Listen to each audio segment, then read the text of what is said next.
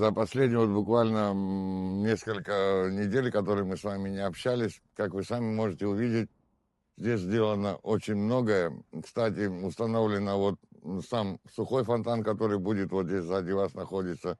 Установлено помещение, с которого он будет управляться. Вокруг него расположены сиденья, которые будут и в виде амфитеатра, то есть многоуровневое. Это будет зона притяжения, я больше чем уверен.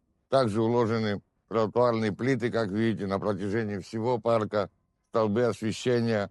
Мы уже можем с вами видеть очертания будущей детской игровой зоны, да, и слева, и справа.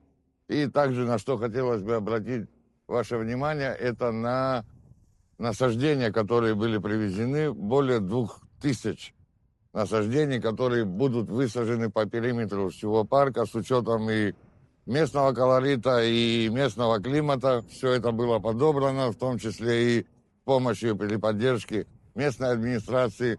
Надо отметить, что администрация города Сухум, естественно, уделяет самое пристальное внимание и лично мэр города Тимур Михайлович Агерба, и те структуры, которые курируют строительство этого парка, контролируют и всячески помогают и поддерживают.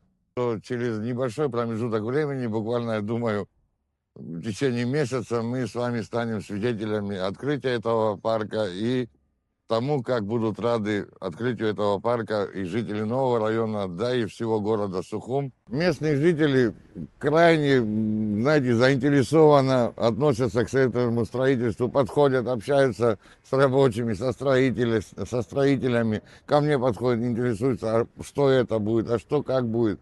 Потому что вы знаете, как мы после военное время здесь в новом районе не избалованы были такого рода объектами, и как говорится, он для всех очень важен, для всех интересен и просто, можно сказать, был жизненно необходим.